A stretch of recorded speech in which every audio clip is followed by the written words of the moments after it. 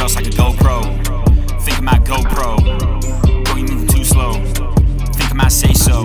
Now I'm fast like Stuart McSwain. Moving real fast, you think I'm insane. 240 on the spot, 1K on the dot. Now they're begging me to stop. No, taking just like a GoPro. Think I might GoPro.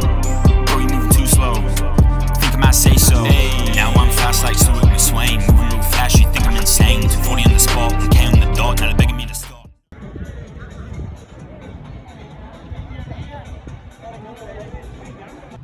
What's up guys, and welcome back to another video. In this week's video, I'm at the Queensland State Relays running the 3x1k in the under 20 race with Shawnee Litt and Cameron Tyne. It should be a great afternoon. My squad, the BERT Squad, has a really big squad out here in 3x1, so hopefully we dominate a few of the races and get a few state medals for our squad. So with that guys, yeah, stay tuned and enjoy the video. Let's go, Brack Daddy! Come on, Brack Daddy, you gotta catch him, mate. You gotta catch him. Put it in for BERT, mate. Put it in for BERT. Let's go. Go, Captain. Go, Pig. Oh, wow. Yeah! Running, Pig.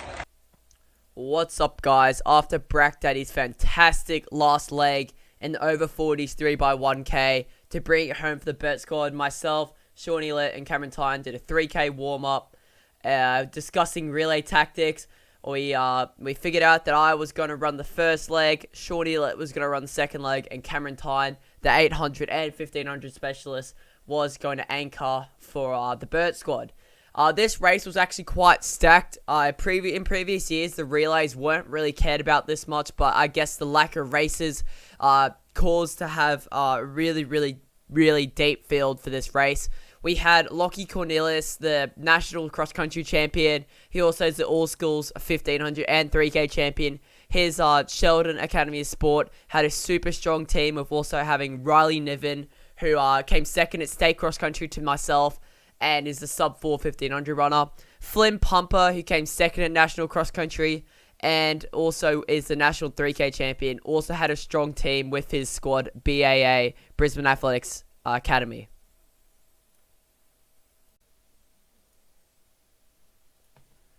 Welcome, guys, to the 2020 under 20 men 3x1k relay. This was a combined event, so the under 18 and under 20s were in the same event. As I said, it's a very deep field with many strong teams. As we're about to get underway here, I'm running the first leg, and bang, we are off.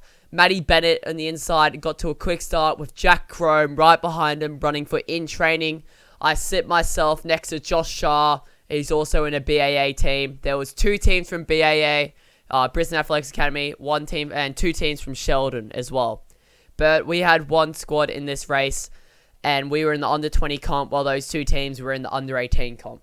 So we're off and racing here. Pretty quick start, as we're about to go through 200 meters here in about 30 seconds. I go through in about 30 mid, 31 maybe. I'm on the back of this chain here. Some very quick runners here. Lachlan Cornelius running the first leg for Sheldon. He's at the front right now. He is a very quality athlete. He is the national cross-country champion, as long as the Queensland all-school 1500 and 3k champion. There's definitely some gaps forming now, as I'm the back of those little packs there. I'd gone into this race pretty heavy without a really taper. I go through in about 63 seconds, on for about a 2:36, 2:37 1k, as we start to form a bit of a second pack here, as some front runners there, Lachlan Cornelius, Jack Crome, and Maddie Bennett, all three are very quality athletes. As we went through the 500 meter split there very quick in about 1:18, 1:19, which is on for, as I said, 2:37, 2:38. We're in a decent little pack here. It's about to go through 600. We're going to get the bell for this leg, as Trent Derbyshire, my old training partner for QUT, leads that second pack, as I try and move around here to get on the shoulder of Nick Schoof, who was in the second team for the Sheldon Athletics Academy. Trent's made a big move here to get away from the pack. His team's in about 4th position right now, as I start to get motoring, trying to catch Josh Shah up to put my team in a great position leading into the second leg, which I'll hand over to Shawnee Lit.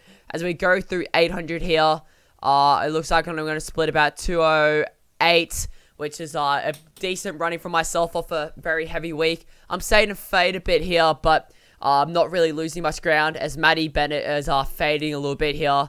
You can definitely see that they have slowed down a little bit that last lap. As we come in last 100 meters, I start to dig deep here for the team. So does Trent. Josh Shah's coming home strong as well. We'll see what time I split here. It'll be around 240, 241, I think.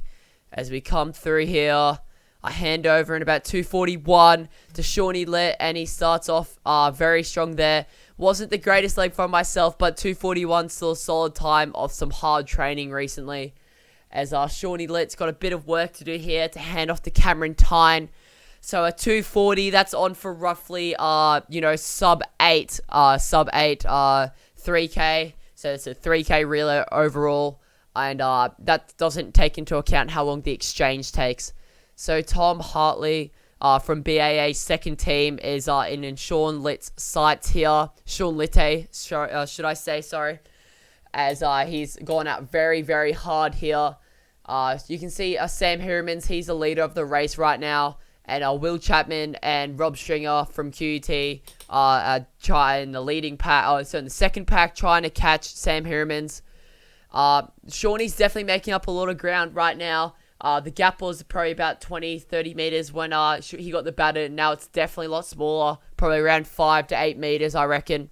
As we've got a mile to go here, so if we close in sub 4, then we can definitely we'll definitely go sub 8. Yeah, as Shawnee Lit still tries to get Tom in, the gap's getting smaller and smaller each passing meter. As you can also see the in-trading runner to the left of your screen. He is also coming back to Shawnee Lit here, which will give us a great chance over the last leg of Cameron Tyne to make up some ground. As we come on to a 600-meter split here. He's moving quite well, Shawnee Lit. Probably not as fast as he would have liked, but he's still going quite well. He's also had a pretty rough training week, with big mileage due to the 5K chance being next week. And here's Alex Davies. The Ipswich team, they had their first runner, Connor Shaw, who is still a quality athlete. He ran about 253, but compared to Alex and Jude, he is not quite as good as Alex comes storming past Sean here with less BAA's team and also in training team in our wake now as Sean tries to get on the back of Alex Davies. Connor Shaw was their first leg. Alex Davies, he ran 354 the week before at the 15 Classic, was their second leg. And finally, the last leg was Jude Thomas. If you don't know who Jude Thomas is, he is a quality runner from Ipswich. He runs high mileage. He's very much training based on Arthur Lydiard's. And yeah, he is a very, very quality athlete. As Shawnee's trying to finish strong here, he did well to keep up with Alex as he passes the baton over to Cameron Tyne. Anchor leg. He's got some work to do here to try and get us in a medal position. As you can see, Jude Thomas, he went out like a bullet. He hates losing, this man. He has never been passed in the last 100 meters of a race as he storms past Flynn Pumper and he makes him look like a snail. But we all know Flynn Pumper is a very, very quality athlete. So it just shows who the kind of athlete that Jude Thomas is. As Cameron Tyne comes around here for 2 laps to go. If he can close in about 2:03, then we can go sub 8.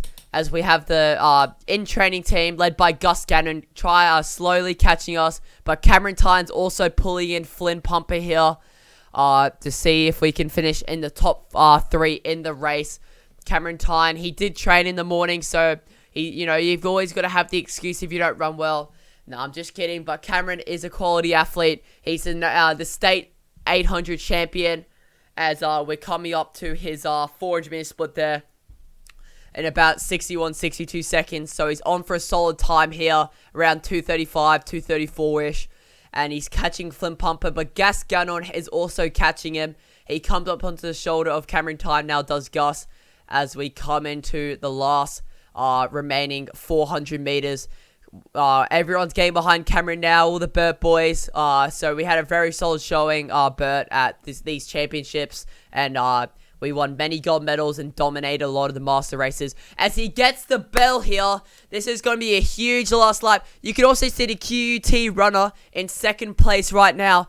It would see if he can get caught. It looks like Sheldon will win, but Gus Gannell makes a big move. He comes around Flynn Pumper, who did run the 4x4 on the same day, so he might be feeling that bit. Cameron Tynes are a bit behind now as they go for the last kick with 250 meters to go. Flynn Pumper passes Gus as easily as Gus passed him earlier, and Cameron Tynes going to have to put in a big last 200 to get us into a medal position. As here comes Riley Niven, and this is going to be very close against Jude Thomas. I said Jude Thomas has never lost the last 100, but maybe he's had a bit too much work to do, as Riley Niven is a quality athlete, and they finish in about 750 there. As there's a big last 100 here. Flynn Pumper's kicked away from Gus, but here comes Cameron Tyne. Cameron Tyne goes past Gus Gunnon, and can he get past QUT? He sure can, and he comes home for 4th place and 2nd in the under 20 race. Great running by the BERT squad and everyone else involved. What's up, guys? So, reflecting on the race, it was a pretty good one for myself. Around 240, 241-ish for my split. Pretty good given that I didn't taper for it at all and I did train in the morning. So, that was my last race before probably one of my biggest races of the year so far. The 5,000 meter Queensland Championships, which I'm going to be running the next week, which I'm super keen for. I haven't run a 5K in quite a while, and I'm super keen to see how I get on, if I can break my PB of 15:12. But if not, just having a good time and trying to get a national qualifier, which is 15:35 for nationals next April. So with that, guys, that's the end of the video. Thank you for watching, and stay tuned for next week's video.